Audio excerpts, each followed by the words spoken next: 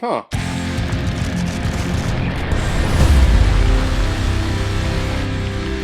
Synecdoche, New York, released in 2008 and is directed by Charlie Kaufman, who has also directed such films like Anomalisa and I'm Thinking of Ending Things, and has also written such films like Being John Malkovich, Adaptation, and Eternal Sunshine of the Spotless Mind. So from that pool of films, you can have a sense of how weird this movie is. And this movie is starring Philip Seymour Hoffman, Samantha Morton, Michelle Williams, Catherine Keener, Emily Watson, Diane West, and Jennifer Jason Leigh. Philip Seymour Hoffman plays Caden, who is a theater director whose life is unraveling before his eyes. He is suffering from numerous physical and mental ailments, his wife has just left him with their 4-year-old daughter, and he's feeling lost and uninspired. Until one day he receives the MacArthur Fellowship, allowing him to direct one great big, grand theatrical piece. And what we get that follows is one big, abstract, absurdist, post-modernistic, experimental theatrical experience where everyone involved plays out memories of Caden's life. And I think I did a pretty damn good job of giving the plot synopsis without spoiling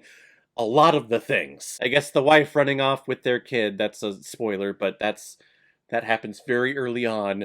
There is a lot more shit that goes down here. Like I said, this guy has written and directed such films like Adaptation and Eternal Sunshine of the Spotless Mind. And yeah, if you think about those movies, that's the type of movie that we're getting here.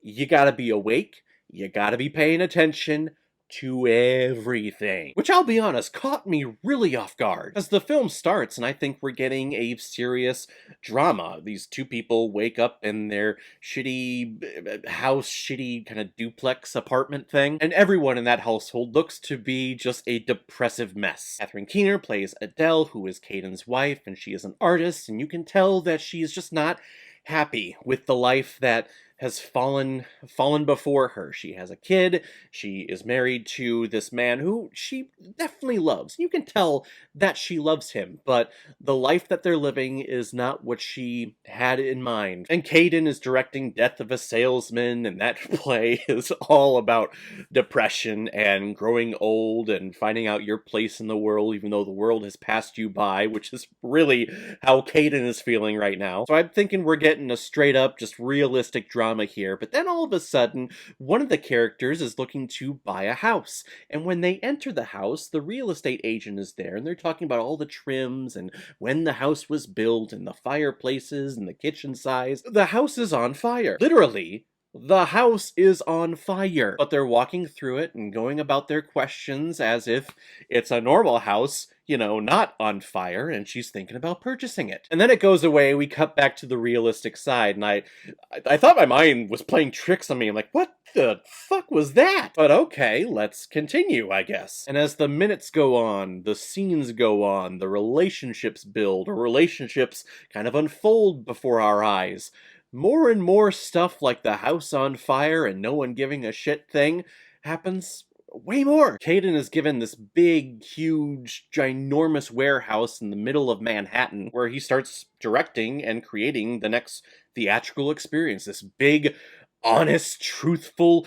theatrical experience. And how many times has a director told me or the cast that I belong to that they're looking for the absolute truth? We're looking for the true relationship between these people. Who are these people? What are they about? Artistic shit like that. And all of a sudden, this thing becomes an absurdist piece.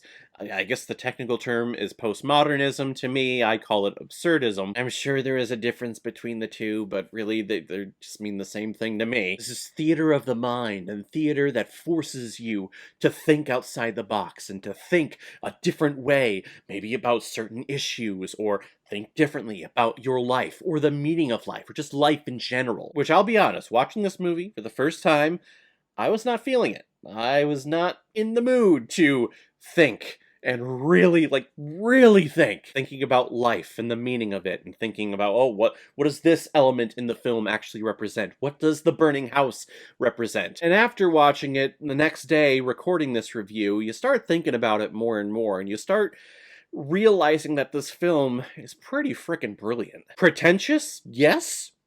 But also brilliant in its own way. Little things like the house on fire, and yet you are walking through it and wanting to purchase it. Why would you do that? There's the philosophical paradox, I guess, of when you're buying your forever home or when you go to purchase a home. Are you purchasing the house that you're going to die in, is kind of what it's representing. When you buy this house, for all intents and purposes, you're probably going to end up dying in this house, so why purchase it in the first place? It's a very interesting, sad, and scary question. And there's a lot of those in here that just makes you question, what is even the point of existing and going through this BS thing called life? And I hope all of you are smart enough out there to realize that when you start asking those questions, we are going to get a pretty damn sad ending here. When a character's questioning the meaning of life and asking themselves questions like, what's even the point? You know, if you can't even be truthful, why even live it out? Why even go through the motions of living your life when the only end result is death anyway? Wow, I don't want to think about that. Death is something that does affect me, and it's something that does terrify me, and I'm sure terrifies the majority of people out there. So kind of confronting those questions and confronting those realizations that that is going to happen while watching this movie, it can be very triggering, and you start asking yourself, why am I even watching this? Because I watch movies to try to forget that death is going to happen. But thank you, movie, for reminding me of that. That is the big thing that's going for this film, is the philosophy and the questioning, the analyzation of the importance of life and the purpose of why you should even live your life if the end result is just always inevitably death. We do have a pretty damn stellar performance from Philip Seymour Hoffman. This character, Caden, is one depressed, lost, and lonely mess, and I think he's able to portray midlife all the way up to elderly life until the final minutes. I think he plays it beautifully. He's heartbreaking, you feel terrible for this character, yet you kind of hate this character because he's one big giant prick, but you also get where he's coming from, and he's a very empathetic character, even though he is a pretty pretentious theater director, coming up to two people in a scene, and they're like, okay, what's the relationship here? You know, what are the essence of these people? Let's examine that. This is the point in the rehearsal where I'm just trying to remember my lines, director, God. The movie is one big giant mindfuck, and there's a reason why Bill Keyes recommended this film, commented on my review of Eternal Sunshine of the Spotless Mind, because you know, this is right up there with that. Eternal Sunshine, I think, is an easier story to follow. This one, people are being recast, and he's casting people to play himself and the people that he's meeting, so that he's reliving / rehearsing the memories that previously just happened, so it's kind of weird. And it took me a while to piece together exactly what was happening. Oh, all of his memories is one big giant theater event. Huh. The film is definitely not for everyone, and I would even say that the first viewing of the film is not for everyone. I think this is one of those movies where it's at a certain score for me right now, but the more I think about it, and maybe the more I revisit it over the years, the score is just gonna slowly increase over time. But at present time, I do have to start somewhere, because it is a pretty weird mindfuck, but I can also respect the artistic endeavor that this film was. I'm gonna give Synecdoche, New York, 3.5 out of 5 Blu-rays. I am above average. Alright everyone, now comes my favorite part of my video, is where I pick which movie I'm going to be watching next, and the next one is actually a PayPal recommendation from, again, the two biggest supporters of my channel here, Mr. and Mrs. Rusted Beetle. They sent in a bunch of recommendations, and this was on the list. This is a little fun action film called Shoot 'Em Up. Clive Owen and Paul Giamatti, and I forget the actress's name, Mary Magdalene from Passion of the Christ. I've only watched it one time before, but I do remember a lot of bullets being flown and shot,